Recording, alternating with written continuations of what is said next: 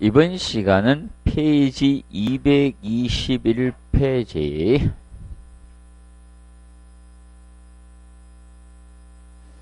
자, 토막방수에 대해서 보도록 하겠습니다. 토막방수.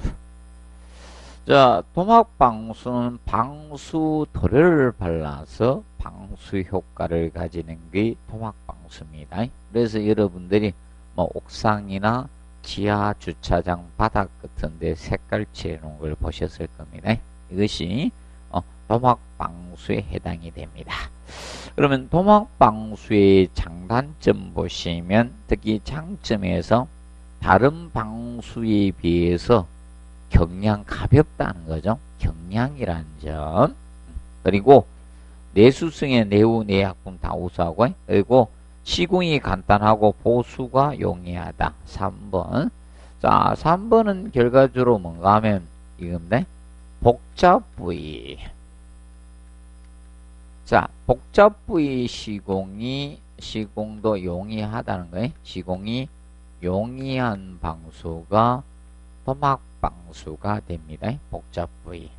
그러면 여러분들 보통 복잡 부위 공사가 어려운 것들이 대표적으로 시트 방수 같은 거, 그리고 아스팔트 이런 건 복잡 부위는 공사하기가 어렵습니다. 그런데 도료는 어떻게 칠하는 거기 때문에 복잡한 형상 부위도 쉽게 칠을 할 수가 있다는 겁니다. 그것이 특징이다. 이렇게 보시면 됩니다. 그다음에 노출 공법이 가능하다는 거. 그래서 보통 옥상 같은 데 노출한 경우도 있죠. 맞죠? 노출 공법. 비용 줄이기 위해서 노출 공법을 하죠. 그래서 보통 이겁니다.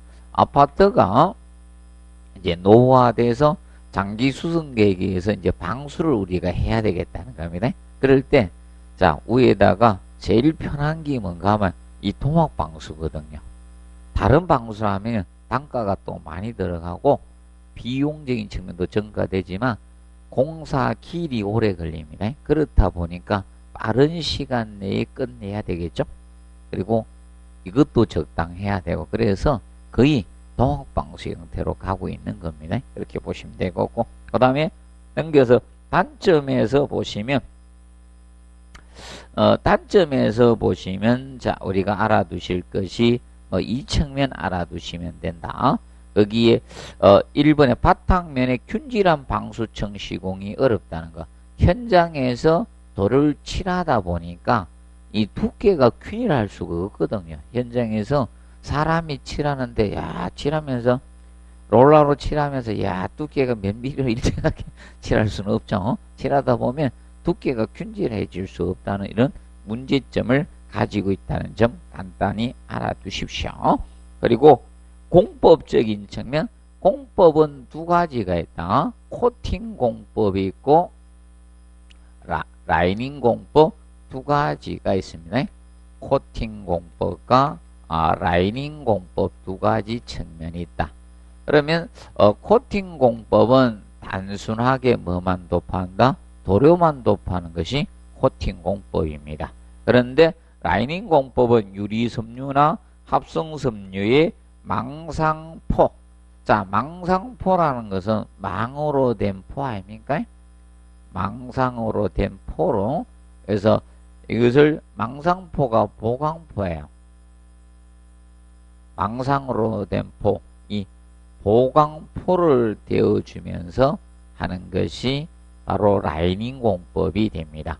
그러면 라이닝 공법을 쓰면요, 도막 두께가 코팅 공법보다는 일정하게 되고, 그다음에 균열이 어떻게 줄어든다는 게, 균열 방지 효과가 좋은 것이 라이닝 공법이다 보시면 된다. 근데 비용적인 측면은 라이닝 공법이 많이 들 수밖에 없습니다. 그래서 서로 비교해서 간략히 알아두시면 되겠고, 그 다음에 이제 보강포는 자, 왜 사용하나 그 사용 목적에 대해서 해놨습니다. 그래가지고 방수처 균열이 생겼을 때 동시 파단을 방지하고, 그다음에 균일한 도막 두께라든지 흘러내림 방지 목적으로 이 보강포 라이닝 공법을 쓰게 됩니다. 그리고 방수제의 조합과 비빔적인 측면에서 우리가 보시면 자 여기에서 이제 조금 주의할 것은 이겁니다. 자 비빔할 때 2번 체크하십시오. 2번에 보시면 우레탄 고무게 나오죠. 보통 여러분이 주변에서 우레탄 방수를 많이 봅니다. 우레탄 방수가 여러분들이 보면 옥상에죠. 옥상에 칠하는 그 도막 방수가 우레탄계라고 보시면 됩니다. 우레탄계. 그런데 이액형 방수제 해놨죠. 그럼 이거는 주제하고 경화제를 혼합해서 쓰는 것을 이액형형 방수제라고 합니다. 그래서 이 전동 혼합기를 사용했는데 나중에 이제 비빔을 할 때 이액형은 전동 혼합기를 사용을 해야 된다는 거죠. 전동 혼합기. 그래서 이제 전동 혼합기를 우리가 혼합을 할 때 이제 사용을 하게 되는데 이때 전동 혼합기는 회전이 뭐다? 느린 걸 사용해야 됩니다. 회전이 느린 거. 회전이 느린 것을 사용을 해 주셔야 됩니다. 회전 속도가 빠르면 무엇이 생길 수밖에 없다? 기포가 생겨요. 그럼 기포가 생기면 피놀 생기다 보니까 도막이 빨리 뭐다? 박리대에 떨어져요. 그래서 이거는 혼합의 기술이다 보시면 돼요. 혼합하는 것이. 그래서 전동 혼합기는 속도가 느린 것을 우리가 사용해서 사용해 준다는 점을 우리가 꼭 기억을 해 두시고요. 그 다음에 자 희석제를 우리가 사용을 할 수가 있는데 자 희석제는 자 우리가 희석제 사용량은 비빔에 대해서 2번 정리해 놓으시고 그리고 자 그 다음에 이제 정리해야 될 것이 거기 적어 나올 겁니다. 희석제 사용이 4번에 나올 겁니다. 점도 조절을 하기 위해서 점도 조절을 하기 위해서 무엇을 사용한다? 희석제를 사용하는데 이때 희석제 사용량은 너무 많이 넣어서는 안 됩니다. 그래서 희석제는 5% 방수제에서 5% 이내로 해야 돼. 사용량은 5% 이내로 하셔야 됩니다. 그래서 퍼센트 몇 프로다? 5%예요. 3%가 아닌 5%를 기준점 잡고 있습니다. 기억을 해 두시고 자 우리가 3% 나왔던 건 저거죠. 자 우리가 조적조에서 벽돌 벽면 청소할 때 자 묽은 염산으로 할 때 있죠. 그때 퍼센트가 몇 프로? 3%예요. 보통 저거 물세척하고 세제세척하고 이제 제거가 안 되면 뭘로 한다? 산세척 하는데 그때 산은 몇 퍼센트? 3% 이내 묽은 염산으로 우리가 하락했죠. 근데 이때 희석제의 사용량은 5% 이내로 사용을 해 주시면 됩니다. 그리고 저온 시공식 7번에 나올 겁니다. 7번. 자, 저온 시공식. 저온 시공할 때. 자, 이 보통 우리가 알아둘 거는 자, 저겁니다. 방수 용액을 직접 가열해서는 된다 안 된다? 안 됩니다. 방수 용액을 직접 가열해서는 안 되고 직접 가열은 안 됩니다. 직접 가열은 안 되고 온도를 올리기 위해서 이 용기 외부를 가열을 해서 온도를 올리면 돼. 용기 외부를 가열해서 온도를 올리는 방법을 써야 되면 온도를 올리는 형태로 써야 됩니다. 그래서 직접 가열해서는 안 된다는 측면 기억을 해 놓으시면 되겠습니다. 그 점 정리해 두시고요. 그 다음에 224페이지 보시면 자 시공적인 측면에서 5번에 그래서 먼저 아스팔트 프라이머를 도포하고 공사를 우리가 시작을 하게 됩니다. 그리고 뭐 접합부나 이음부 조인트 처리는 우리가 해야 되겠죠. 조인트를 미리 처리해 주고 공사를 하게 되는데 조인트를 공사하고 나서 자 우측에 보면 보강포 뭐다? 붙이기를 들어가게 됩니다. 시공에서. 자, 이때 보강포 붙이기는, 자, 보강포는 명심해 두실 것이 이겁니다. 얘는 방수제가 아니기 때문에 보강포 붙이기는 특수 부분부터 먼저 하면 돼. 자, 치켜 올림부 등 특수 부분 오목못에는 여기를 먼저 시작을 하고 평면부로 보강부는 붙이시면 돼요. 보강부부터는 특수 부분을 먼저 붙여주고 평면부로 진행을 해주시면 됩니다. 이때 보강포 포자가 빠졌거나, 자, 이 보강포 이 겹친 폭은 자, 얼마로 한다?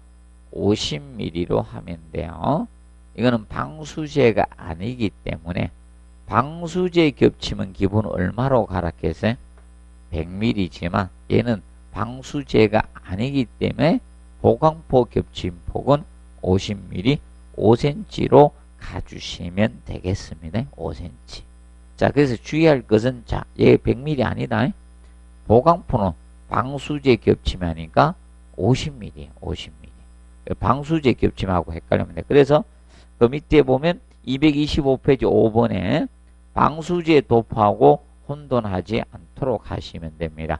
그러면 방수제 도포에서 방수제 도포적인 측면에서 거기 보시면, 자, 먼저 어디부터 해주라는 겁니까? 1번, 2번은 결과죠. 치켜 올림부를 먼저 해주라, 이게 첫 번째, 두 번째. 그래서 치켜 올림부를 먼저 하고 평면부로 이렇게 진행을 하라는 겁니다.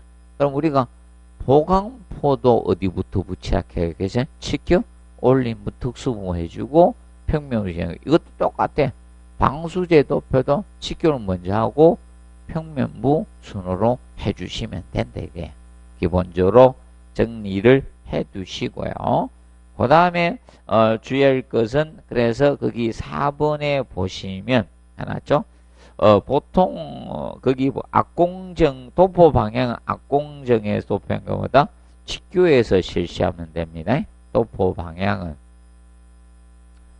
자, 도포 방향 개념은 악공정의 직교 방향, 악공정의, 자, 이 직교 방향으로 실시해 주시면 됩니다. 그러면 하도를 갖다가 프라이머가 하도입니다. 하도를 X축으로 진행했으면 중도는 어떻게? Y축. 그리고 상도는 X축. 이렇게 직교 방향으로 실시하라. 도포 방향은 자, 악공정 도포 방향과 직교에서 실시해 주시면 됩니다. 이때 겹쳐 바르기는 다 얼마로 가준다? 악공정 방향의 직교 방향에, 자, 악공정 도포 방향의 직교로 하면 됩니다. 악공정 도포 방향의 직교로 실시해 주시면 되겠습니다.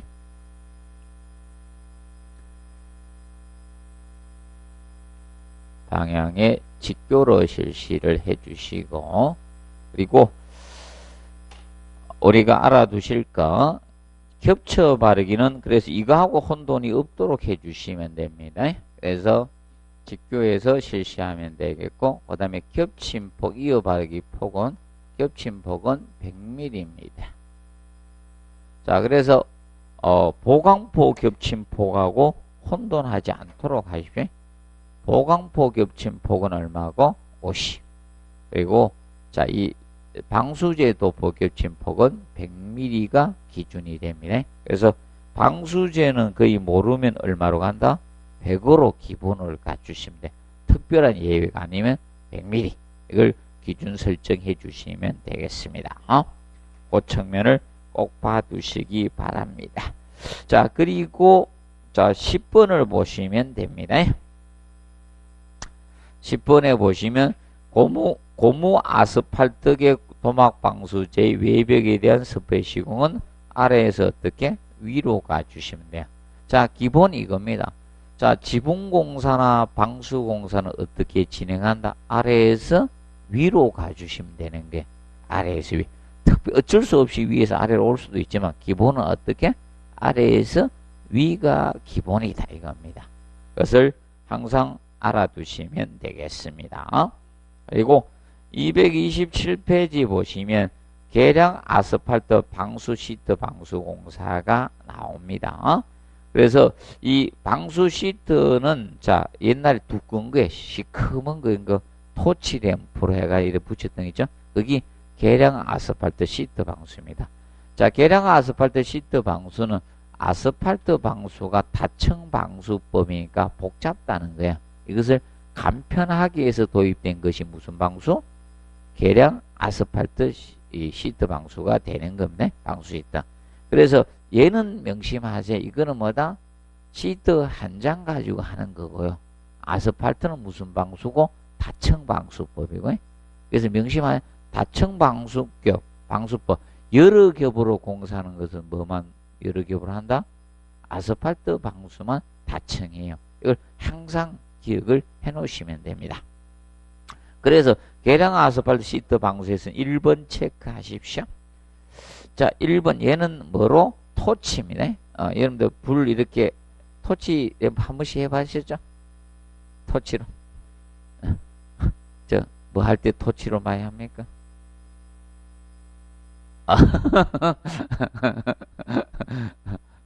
저는 그런 거는 안 하고 저는 그거 하면 큰일 나기 때문에 어머님이 저기 불교를 믿으셔가지고 그런 거 절대 하면 안 됩니다. 그래가지고 그런 건 안 해봤고 숯불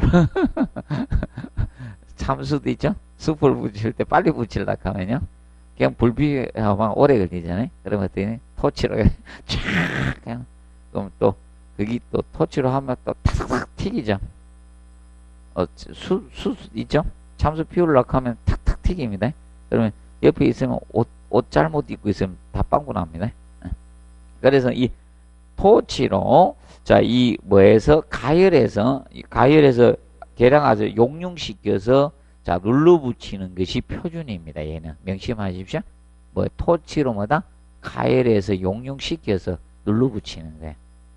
이것이 옛날에 썼던 거예요. 그러면 옛날에 보면 저런데 공사할 때 있죠. 토치 램프가 시커먼 거 뚜껑 갖다 가열해서 붙인 게 바로 이게 계량 아스팔트 시트 방수. 이게 두껍고요. 근데 합성 고분자 시트 방수는 굉장히 얇아지는 거예요. 그래 보시면 됩니다. 자, 봐주시고요. 그래서 그거 체크해 놓으시고, 그 다음에, 자, 3번에 보시면, 겹친 폭은 다 똑같아. 몇 밀리다? 100mm, 100mm 체크하셔. 그리고, 뒤에 체크하셔. 이상으로 한다고 딱 체크하면 돼. 폭방이 이상으로 한다. 그리고, 물매 아래쪽 시트가 아래로 가도록 접합시킨다. 체크하지? 물매 아래쪽 시트가 아래로 가야 돼요. 그러면 어떻게 공사하라는 겁니까? 물매 아래쪽 시트가 아래 가도록 공사하는 방법은 이것밖에 없잖아요. 자, 어떻게 공사해야 돼요? 이렇게 해야죠. 물매 아래쪽 시트가 아래에 가려고 하면요. 이렇게 공사할 수밖에 없죠. 이렇게. 이래야지 아래 가죠. 시트 부착할 때 위에 거 시트부터 부착하면서 아래에다 잡아 넣으려고 하면 공사 힘들어서 안 됩니다. 그럼 이렇게 공사하라는 거예요. 이렇게 공사해야지 가능하다. 결과적으로 아래쪽 시트 아래에 가려고 하면 아래에서 위로 공사해야지만 가능한 거예요. 공사할 때 이렇게. 자, 물매 아래쪽 시트 아래가 또 위로 가면 안 됩니다. 그래서 그 점 알아두시면 되겠고요. 그래서 그거 체크해 놓으시기 바랍니다. 정리해 두시고, 그 다음에 이제 보강이 먼저 이루어져야 된다 이겁니다.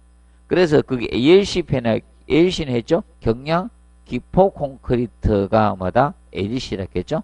경량 기포 패널이나 PC 프리캐스 패널은 단면 접합부나 큰 움직임이 예상되는 부위는 미리 폭 300mm 덧붙임 시트를 처리하고 공사하자는 겁니다. 항상 뭐가 먼저 이루어진다?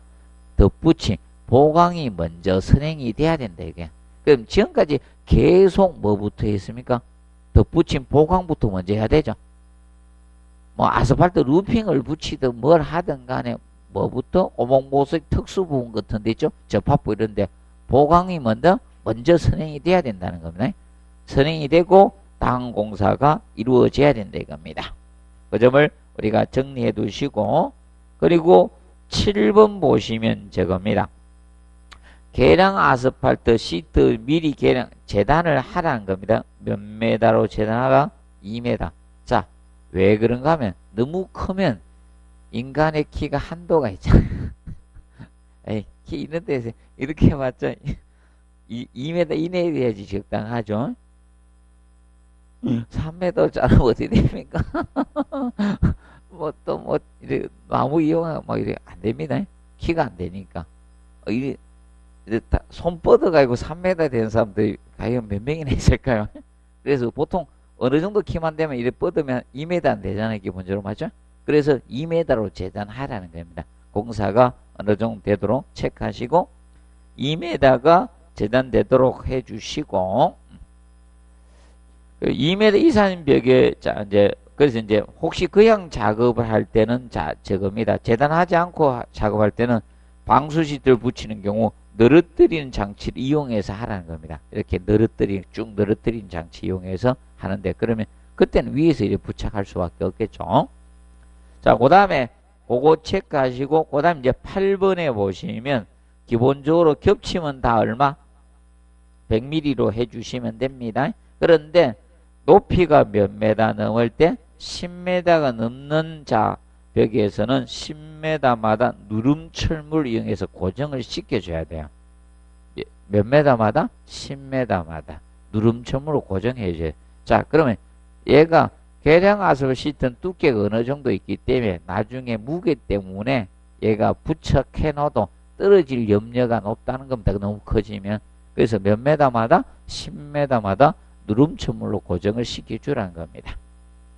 그거 좀 체크하시고, 그 다음에 특수 부위 처리 나옵니다. 그래서 1번 체크해 놓으시고, 오목 모서리, 볼록 모서리 부분은 일반 평면 부위에, 자, 그래서 계량 시트, 방 시트 붙이기 앞서서마다 미리 덧붙임이 먼저 처리가 돼야 된다는 게 동일하게 먼저 처리를 해주자는 겁니다. 그거 좀 정리를 해 두십시오. 그래서 그거 짧기 때문에 그거는 해 두시기 바랍니다. 그 다음에 이제 넘겨서 228페이지 합성 고분자개 시트 방수가 나와요. 이제 합성 고분자개 시트 방수가 얘가 어디에 앞전에 이제 지문 나왔어요. 지문 앞전 시험에. 아이고, 이제 지문 한 줄 냈는데 이제 답이 됐죠. 자, 이 합성 고분자 시트 방수가 이제 처음으로 이제 시험에 등급이 됐어요. 네. 그래서 시험 지문이 이제 나오니까 이제 책들에게도 이제 기도 수록이 되고 있습니다. 작년까지 책이 없었어. 내가 강의회로 다니도 내가 다른 책 가지고 많이 강의하지 않습니까? 나는 온 동네 다 다니지 않습니까? 전국구지 않습니까? 다 다닙니다. 책을 여러 권 다 강의하거든요. 책이 없었어. 합성 고분자. 매년 수업을 해줬는데 제가. 그러면 합성 고분자 이 시트 방수가 자, 이 옥상 녹화 방수에 활용합니다. 얘가 옥상 녹화 방수 공사.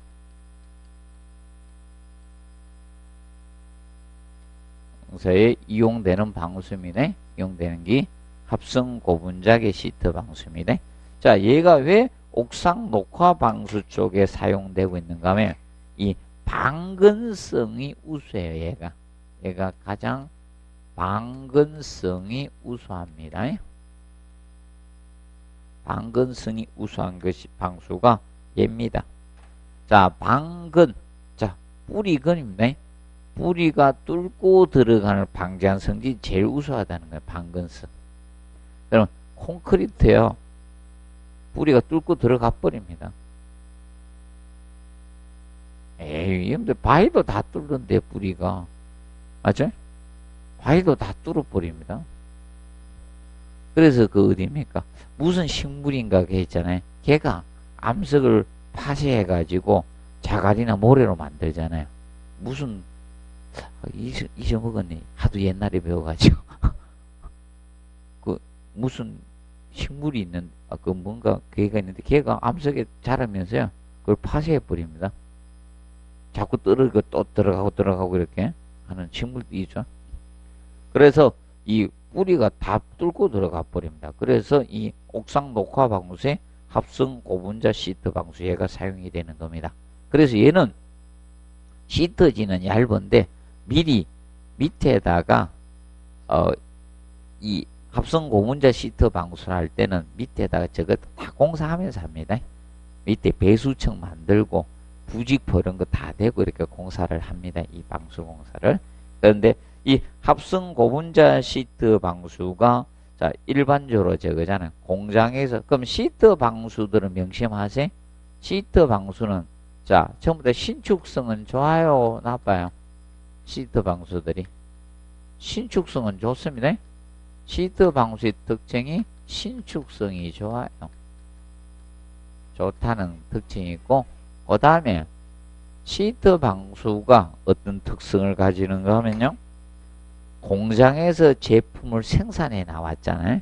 그러면 두께가 어떻게 균일하다는 거예요. 그래서 나중에 이 방수층 두께가 균일하다는 거예요. 두께가 균일해진다는 특성을 가진 거예요. 시트 방수들이. 방수층 두께가 균일하고, 그 다음에 근데 이제 시트 방수의 단점은 이겁니다. 복잡 부위 시공이 어떻게 어려워요. 얘는 이거는 시트 방수는 자 이 복잡 부위 시공이 어려워요. 시공이 어렵습니다. 그럼 여러분들 생각해 보십시오. 자 저거 보니 올록볼록한데 이런데 테이프 부착한다 한번 해봐요. 박스 테이프 부착하면 잘 부착됩니까? 올록볼록한데 그거하고 비슷한 겁니다. 시트지 부착하다 보니까. 그래서 이런 부분에 시공이 어려운 것이 시트 방수의 단점이에요. 자 그러면 시트 방수는 그런데 아스팔트 방수에 비해서 어떻게 됩니까?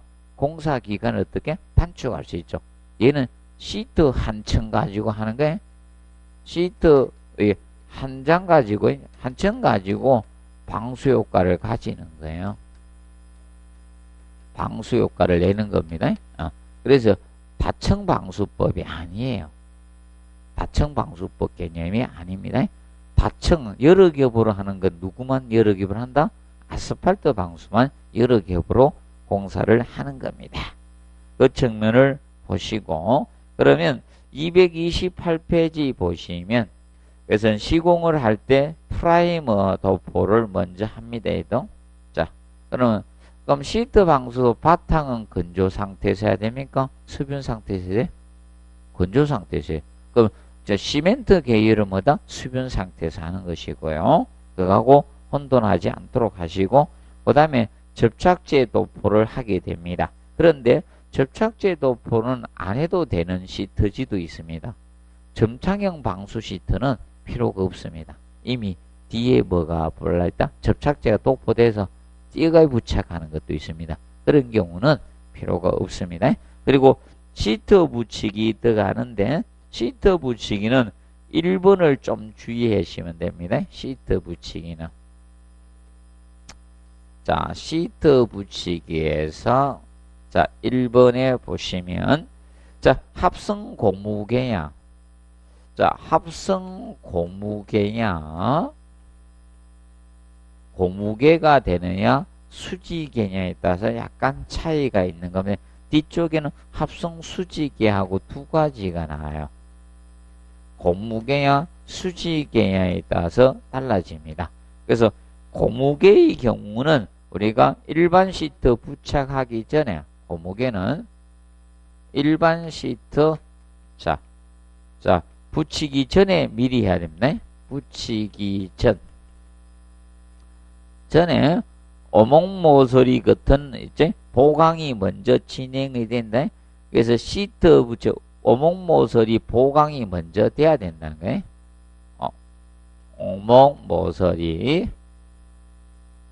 오목모서리 자 보강 덧붙임이 먼저 진행을 해야 돼요. 보강 덧붙임이 진행이 돼야 돼요. 먼저 그런데 합성 수직에는 예외예요.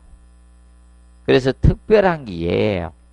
보통은 항상 이겁니다.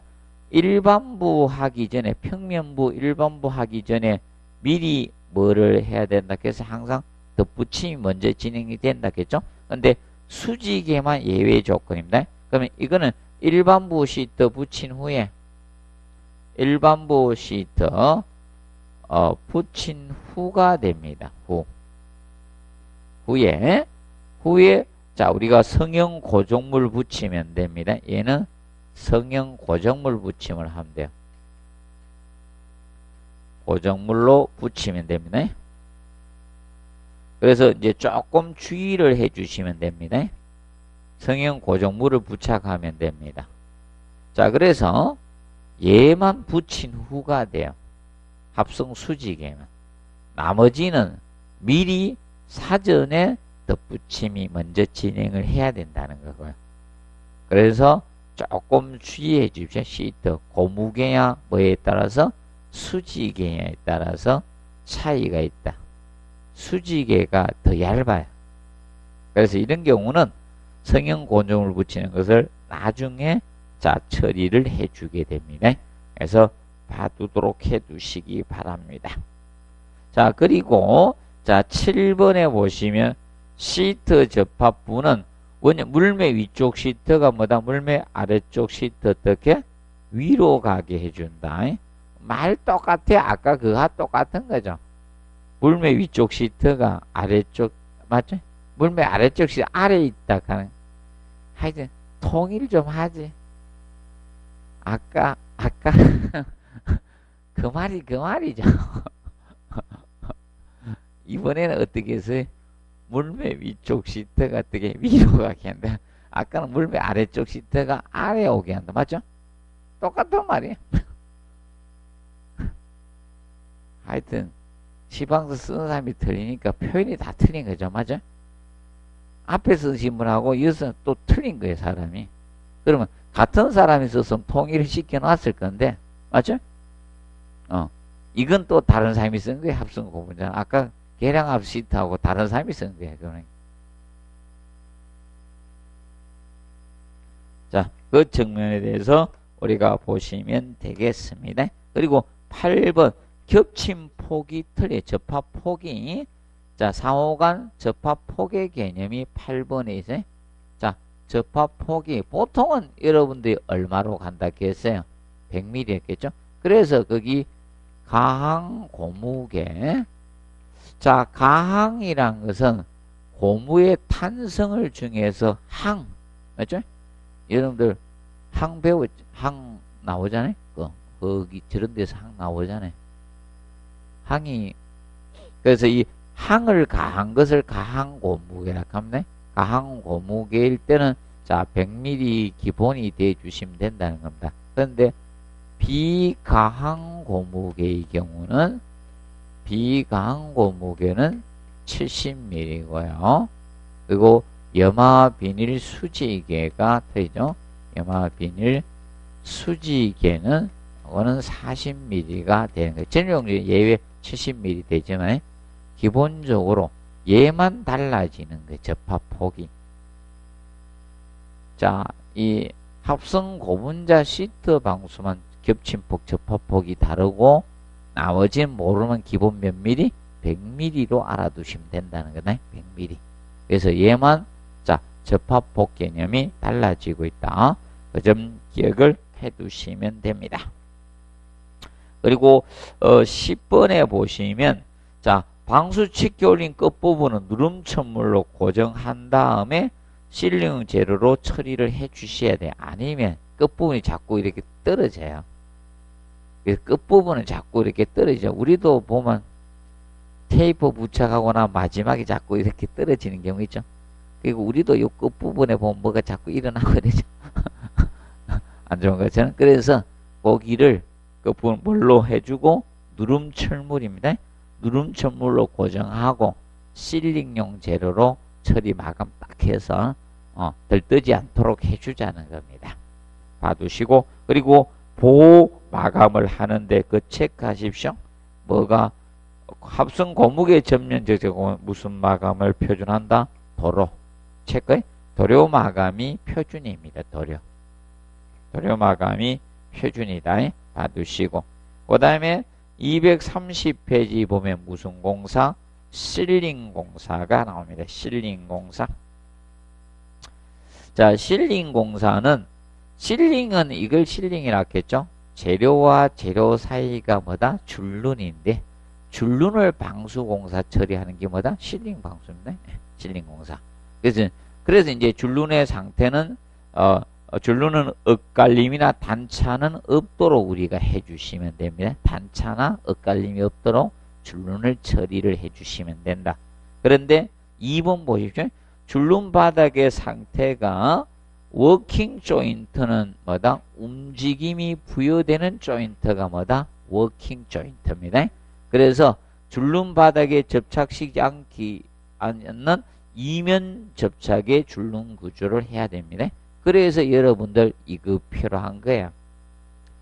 그래서 백업제나 본드 브레이크가 필요한 거야. 그러면 이렇게 자 이겁니다. 이 줄눈 바닥하고 그러면 어디만 접착시키면 된다? 양면. 재료와 재료 사이만 접착시키자는 거예요. 이면 접착. 이면 줄눈 구조. 그래서 여러분들 이겁니다. 줄눈 깊이가 깊으면 안에다가 채워주는 재료를 무슨 재? 백업제라 했죠. 백업제. 그래서 백업제 잠깐 봅니다. 어디 보는가 하면 자 거기 백업제가 자 232페이지 보면 그 용어에 나오죠. 2번에 백업제. 실링제 줄눈 깊이를 소정의 위치로 유지하기 위해서 줄눈에 뭐다? 충전하는 재료가 성형 재료가 뭐다? 백업제. 그럼 이 안에다 채워주는 게 백업제거든. 이 백업제를 안에 채워주고 하는 거예요. 백업제 채워주고 그러면 어디만? 여기 실링제 넣어서 요 면하고 요 면만 부착시키겠다. 이 면만. 그래서 위면 줄 접착 구조가 뭐다? 워킹 조인트. 안 되면 워킹이 두 자랐겠죠? 두 자, 이면 접착. 이렇게 외우라겠어요? 그래서 이 백업제를 넣는 거예요. 근데 줄눈 깊이 조정이 필요하지 않으면요.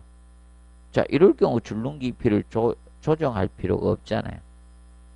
그러면 여기에는 이 바닥에다 뭘 붙인다? 본드 브레이크. 테이프를 붙여가고 하는 거야. 본드 브레이크.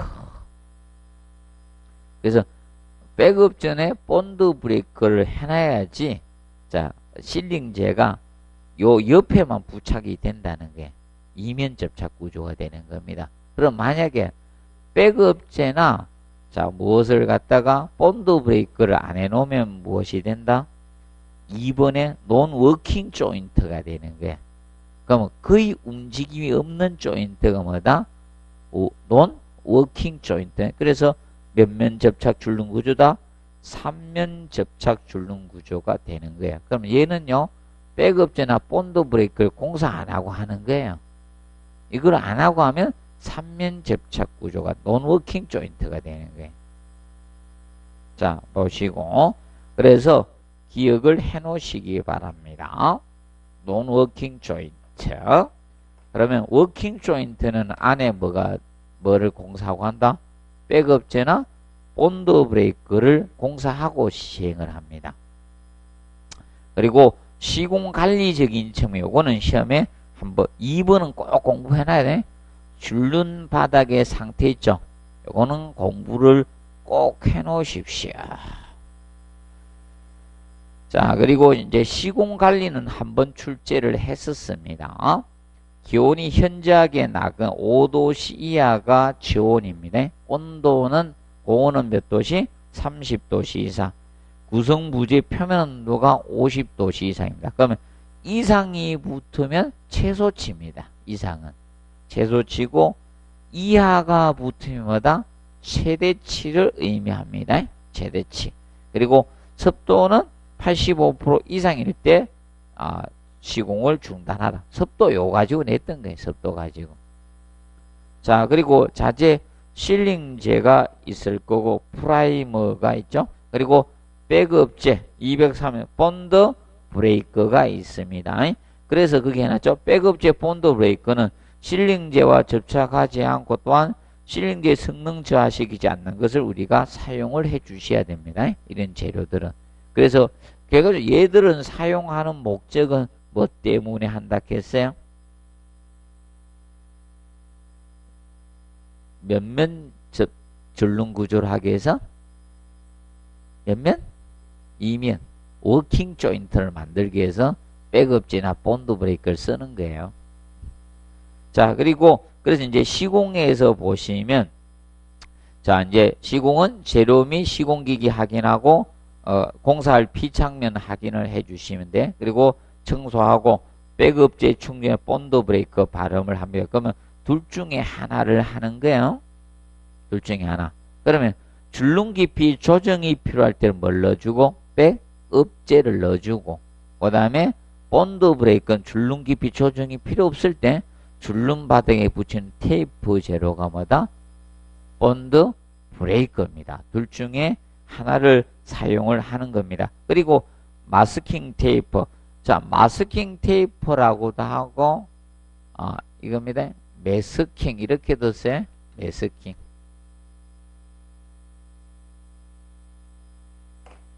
자, 혹시나 매스킹 이렇게 쓰신 분도 있을 수 있어요.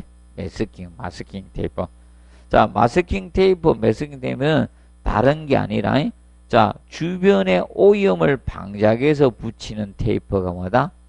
마스킹 테이프입니다. 그러면 그래서 마스킹 테이프를 바르고 프라이머 도포해주죠. 프라이머가 시커멓잖아. 아스팔트 놓인 거라서. 그러면 주변이 다 더러워지겠죠. 맞죠? 그래서 마스킹 테이프를 먼저 바르고 프라이머 도포를 하는 겁니다. 그래서 실링제 조제를 해가지고 충전을 시켜주면 되는 겁니다. 그래서 우리가 실링제 충전을 합니다. 그리고 나서 넘겨보시면 230번으로 주걱으로 마감을 하는 거예요. 주걱 마감을 하고 나서 이제 그래서 우리도 저거잖아. 밥할 때 뭘로 마감했습니까? 옛날 고봉으로 떠가지고 주걱으로 딱 마감해 딱 내놓잖아요. 맞아? 그리고 주걱 마감으로 딱 하고 안 되면 어머니께서 뭐다? 손으로 자, 그래서 이 마스킹 테이프 벗겨내고 청소하고 양생 보양을 해주시면 되는 겁니다. 그래서 이제 이 마스킹 테이프, 매스킹 테이프라고 됐죠. 백업재, 본드 브레이크 이 세 가지 용어는 알아두십시오. 세 가지는 정확히 알아두세요. 마스킹 테이프 그리고 백업재, 본드 브레이크 이 세 가지는 정확히 학습을 해 두시기 바랍니다. 그리고 옥상 녹화 방수는 아직 하지 마세요. 아직도 시기가 아니에요. 왜냐하면 자, 이제 뭐 했다? 합성 고분자 시트 방수 지문 한 줄 써줬어요. 합성 고분자 시트 방수는 여러 겹으로 공사한다. 이렇게 한번 답을 만들었어요. 그래서 아직 합성 고분자 시트 방수를 낸 것도 아니니까 아직까지는 제가 너무 서둘러서 그래. 그래서 이제 일단은 합성 고분자 시트 방수가 이제 한 줄 나온 겁니다. 징하게 내줬습니다. 한 줄 가지고 답을 만들었습니다. 그래서 이 옥상 녹화 방수는 아직 하지 마시고 그 다음에 236페이지 시설 개소에 따른 방수 있죠. 그러면 옥상 방수 있죠. 자, 옥상 방수는 우리가 알아두실 것이 236페이지 보면 옥상 방수 나오죠. 옥상 방수는 한번 딱 출제를 했습니다. 한번 딱 출제했는데 2번 가지고 낸 거예요. 또 내도 2번이에요. 또 나와도 2번이 되려 보시면 됩니다. 그래서 지하실 방수층보다 아스팔트 침입도가 어떻게? 크고 연하점 높은 것이라. 왜 그런가 하면 이것 때문입니다. 지하는 온도 변화가 없잖아요. 맞죠? 그래서 겨울철을 대비해서 침입도가 커야 돼요. 옥상이. 그리고 여름철은 태양열을 받으면 자, 지붕 옥상이 60에서 70도 막 전후까지 올라가요. 그래서 연하점이 높은 걸 써야 돼요. 여름철 때문에 연하점이 높고 겨울철 때문에 침입도가 큰 걸 써야 돼요. 그럼 둘 다 좋은 제품을 써라 이 뜻입니다. 그럼 둘 다 좋으면요. 아스팔트가 좋은 제품이 돼야 되겠죠? 그럼 단가는 어떻게? 비싼 걸 써라는 겁니다. 간단히. 그리고 그 다음에 이제 4번 보시면 난간벽 방수층 치켜올 높이는 30cm 이상 해주시고요. 그 다음에 옥상 난간벽은 같은 재료를 해주라 이겁니다. 그래서 일체식 구조 철근콩 같이 해주라는 겁니다. 그리고 지하실 방수는 뭐 최근에는 지금 안 되고 있습니다. 237페이지 보시면 바깥 방수하고 무슨 방수? 안방수가 있습니다. 구조체 지하 구조체 안쪽의 방수 공사만 안방수고 바깥쪽의 공사 무슨 방수? 바깥 방수 개념이 됩니다. 그럼 하나만 기억하시면 돼요. 얘들은 둘 다 공부할 필요는 없고 하나만 정확하게 학습을 해서 우리가 가도록 하시면 됩니다. 그래서 바깥 방수는 바깥 방수하고 안방수는 안방수 하나만 하시면 되겠고 최근에 잘 안 내. 여기에서 소송 결과에서 안 좋아가지고 여기서 이상하게 여기만 냈다가 막 소송이 휘말렸습니다. 왜 그런가 하면 기본적인 것만 보고 딱 내니까 이론에는 이론만 써 있거든. 현실적인 잘 모르거든. 그래서 문제가 됐었습니다. 이론만 가지고 출제하다 보니까. 그래서 요새 왜 그런가 하면 이거는 시방서에 안 나오거든. 요새 시방서 쪽에 가서 내고 있습니다. 방수는. 왜냐면 이론을 내다니까 맨날 소송 당하지 이러니까 안 되겠거든. 그래서 어느 날부터 그래서 이제 시방서에 갔거든요. 시방서에서 내다 보니까 바깥 방수 안방수를 시방서에서 다룬 건 없거든요. 그러다 보니까 이쪽으로 최근에 안 가고 있는 겁니다. 그래서 이것만 기억하십시오. 자, 그래서 안방수, 바깥 방수는 자, 먼저 방수 바탕이 필요합니다. 방수 바탕. 그래서 방수 바탕 조성이 필요해요. 그래서 뭐 잡석 다짐을 하고 잡석 다짐을 하고 여기 됩니다. 밑창 콘크리트 지정을 합니다. 그래서 먼저 이 밑창 콘크리트 지정이 무엇인가 하면 얘가 방수 바탕 조성입니다. 방수 바탕입니다. 방수 바탕 조성이 필요하다는 게 방수 바탕 조성을 하고 그 위에다가 방수층 공사를 들어가요. 그래서 명심해 둘 거, 이 방수 바탕 조성이 선행이 돼야 돼요. 그리고 나서, 자, 바닥 방수층 시공을 들어가는 게 두 번째로, 바닥 방수층 시공을 들어갑니다. 바닥 방수층 시공을 들어가고, 그리고 나서 지하 구조체 공사를 이중 슬래브 구조로 들어갑니다. 지하 구조체 공사를 이렇게 들어가요. 지하 구조체 공사에 들어가게 됩니다. 이렇게 해서 세부적으로 안 그릴게요. 그래서 지하 바닥 구조체 시공을 들어갑니다. 이것이 본공사죠. 본공사 지역네. 그러면 그래가지고 바닥 방수층 공사를 먼저 해야 된다. 그래가지고 방수 시기에 제한을 받는다, 받지 않는다? 받는다는 거죠. 방수 공사 시기 제한이 있는 거야. 제한이 있다는 겁니다. 얘가 먼저 진행을 해야지 얘가 가능하다는 겁니다.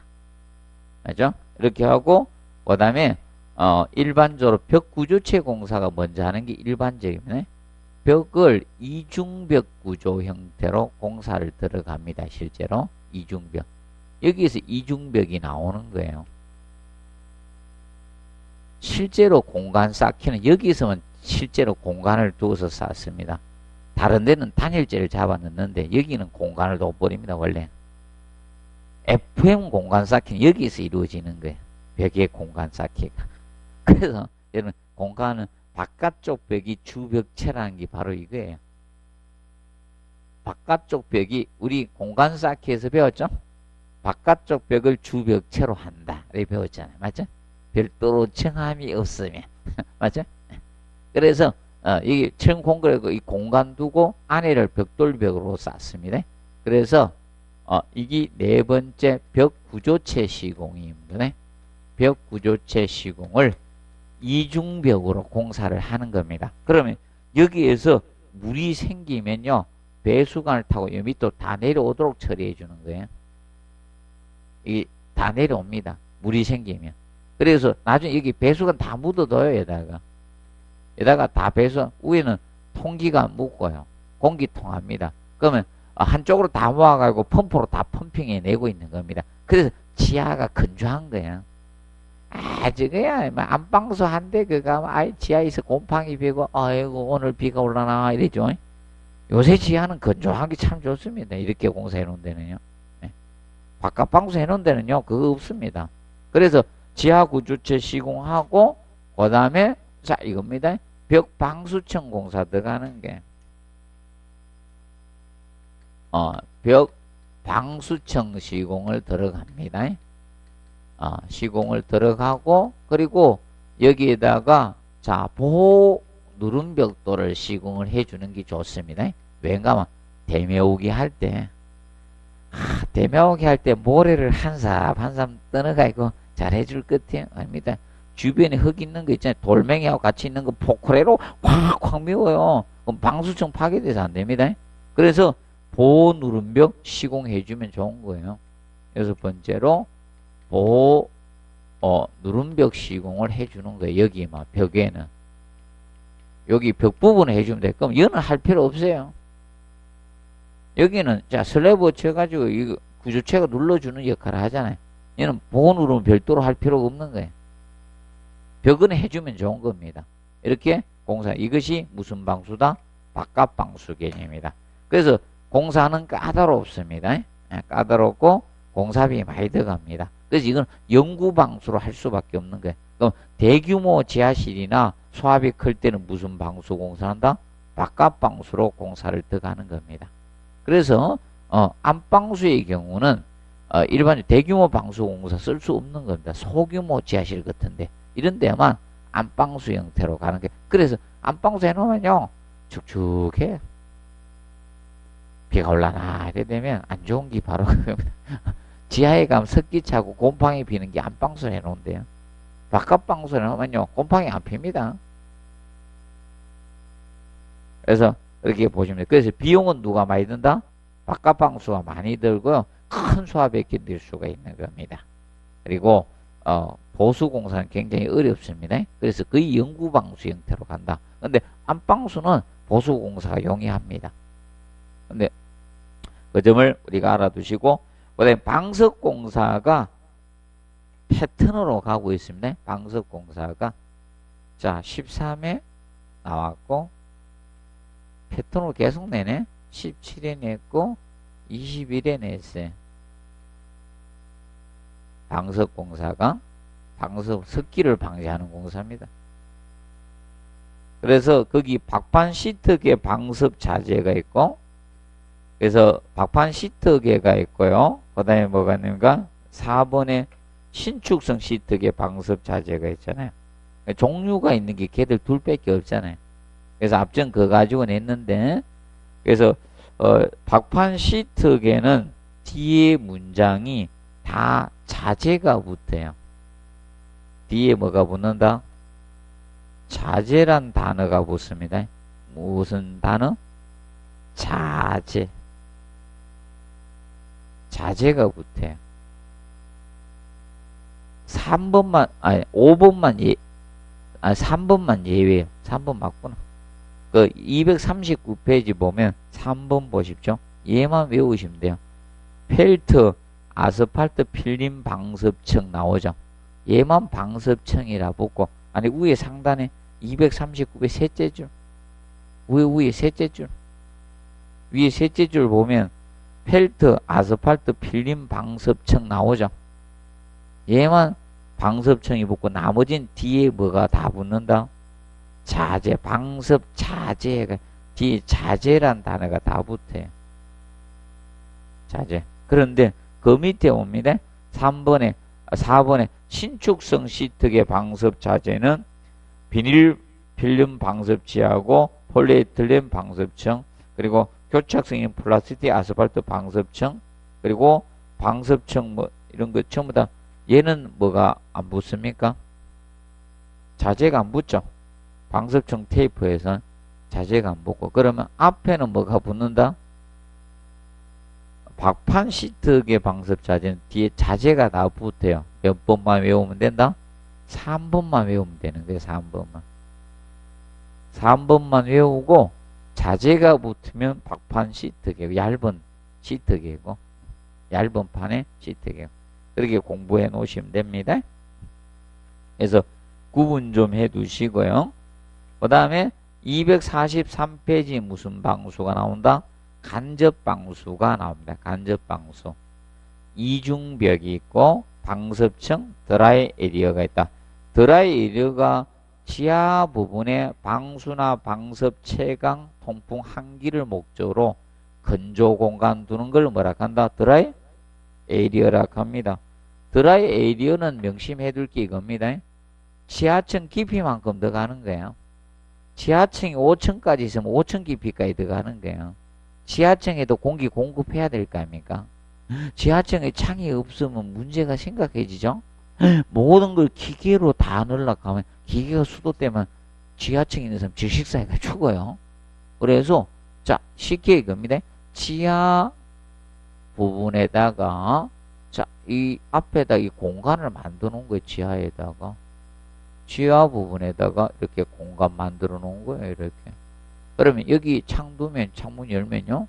지표면이 있을 때 이 앞에 이 공간이에요. 드라이어. 건조 공간이다 이거. 뒤에 건조 공간. 그러면 지하실에 원래 요새 채광은 안 해요. 옛날 이론상 채광도 됐는데 채광이나 환기, 통풍 그리고 그런 방수나 방습상 이 앞에 공간을 두는 거예요. 이 앞에 건조 공간 뒀다 이거예요. 그걸 뭐라 한다? 드라이 에리어. 그래서 여 위에 뭘로 해놨습니까? 이런 걸로 해놨잖아요. 환기해 하려고. 금속 쇠로 있죠? 덮어놓은 거. 이거 올라가지 마세요. 저는 설계자라서 알았기 때문에 안 올라가는데.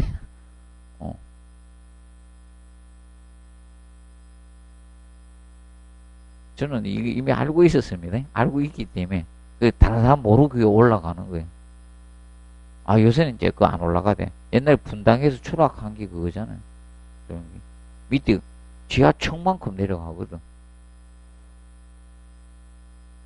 그래서 조심하십시오. 이런 거 있을 때. 이거 망 있는데 제발 올라가지 마세요. 자, 그까지 하고 잠시 쉬었다가 245페이지, 아니다. 미장공사 있죠? 247페이지 미장 및 타일 공사 들어가도록 하겠습니다.